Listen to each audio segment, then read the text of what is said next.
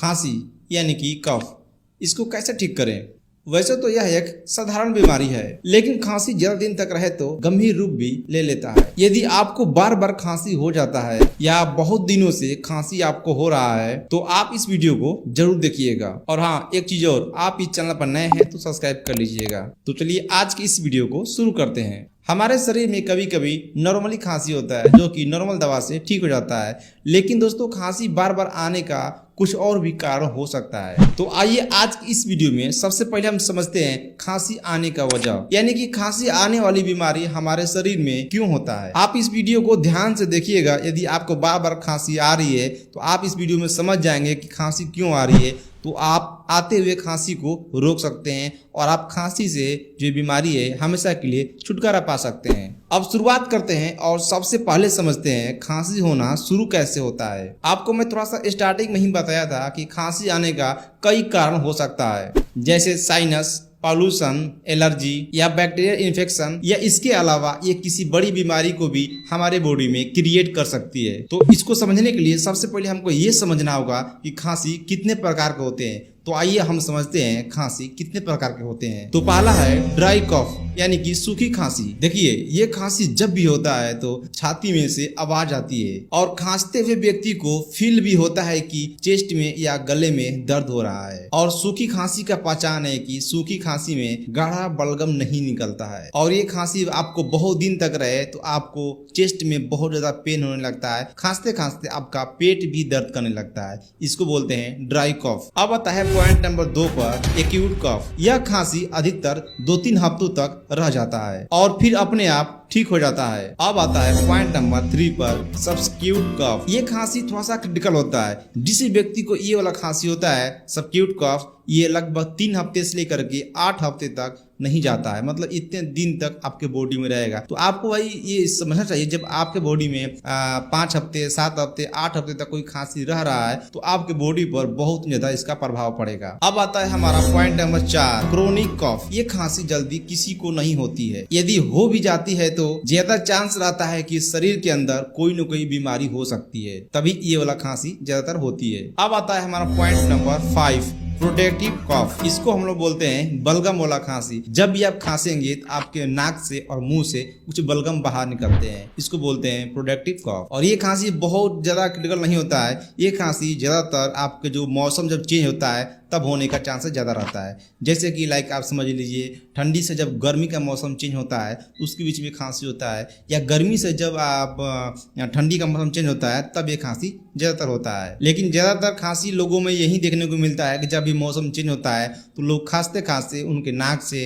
या छींक टाइप का जो भी बलगम निकलता है या मुंह से भी खखार आता है, इसको ही बोलते हैं बलगम वाली खांसी। अब जो हम लास्ट वाली खांसी के नाम बताने वाले हैं ना, ये थोड़ा सा खतरनाक होता है, तो इसको आप ध्यान से समझिएगा, कहीं ये हो न जाए आप लोगों को, भगवान न करें कि ये खांसी किसी को हो। इसका नाम है काली खांसी। इसको इंग्लिश में बोलते हैं वीपिंग कफ। इस खांसी में बहुत तेज आवाज आती है, जैसे कि खरखराहट का या खांसने का बहुत काफी तेज में आवाज आती है।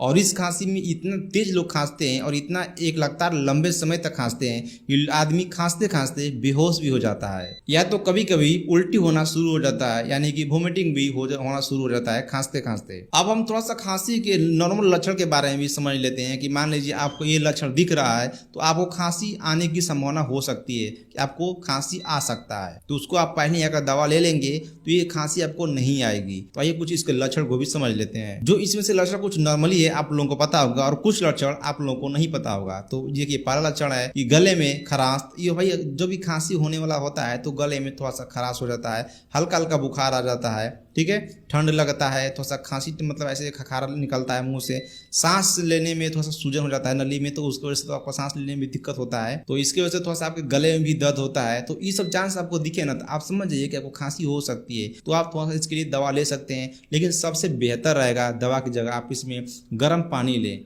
गर्म पानी इसमें बहुत ही ज़्यादा असरदार होता है। जो भी आपके खांसी में बैक्टीरिया होता है, इन्फेक्शन होता है, उसको काफ़ी हद तक गर्म पानी ठीक करता है।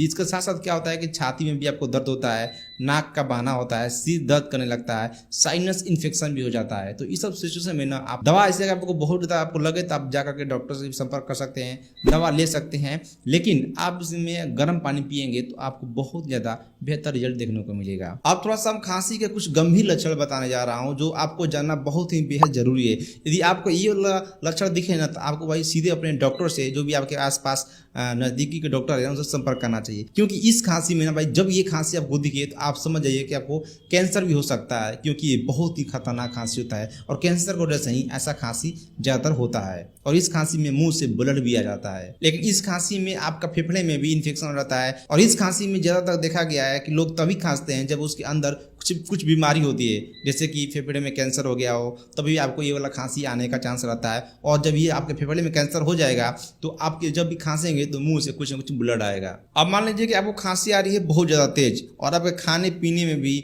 दिक्कत हो रहा है, आपको कुछ दिन से हो रहा है तो कोई दिक्कत नहीं है, आपको लंबे समय से ऐसा हो रहा है और खांसी है तो आपको डॉक्टर से दिखाना चाहिए। इसमें क्या होता है कि बलगम के साथ खून भी आता है। जब भी आप खांसेंगे तो जो बलगम निकलता है मुंह से, नाक से, उसके साथ में कुछ न कुछ ब्लड भी आते हैं। तो आपको भाई इसमें बहुत भाई सतर्क रहना होता है। इसमें और क्या होता है कि वजन घटने लगता है, ज़्यादा आपको थकान फील होता है। आप थोड़ा बहुत जैसे काम करेंगे तो आपको लगेगा कि यार मैंने कितना ज़्यादा काम कर दिया हूँ, आपको बहुत ज़्यादा थकान महसूस होता है, सुस्ती जैसा आपको पूरा बॉडी में लगेगा। तो ये कहीं ना कहीं आपको फेफड़े का कैंसर भी हो सकता है। अब हम थोड़ा सा ये भी बात कर लेते हैं कि खांसी का इलाज यानी कि कफ ट्रीटमेंट। वैसे तो नॉर्मल खांसी के लिए किसी तरह का कोई इलाज कराने की जरूरत नहीं है, क्योंकि ज्यादातर देखा गया है कि थोड़े ही दिनों में ऐसी खांसी अपने आप ठीक हो जाती है। लेकिन अगर ठीक नहीं होता है तो अपने नजदीकी के डॉक्टर से मिलना चाहिए, क्योंकि जब भी आप डॉक्टर से मिलेंगे तो डॉक्टर एंटीबैक्टीरियल या एंटी वायरल इन्फेक्शन वाली जो दवाएं होती हैं वो आपको देते हैं,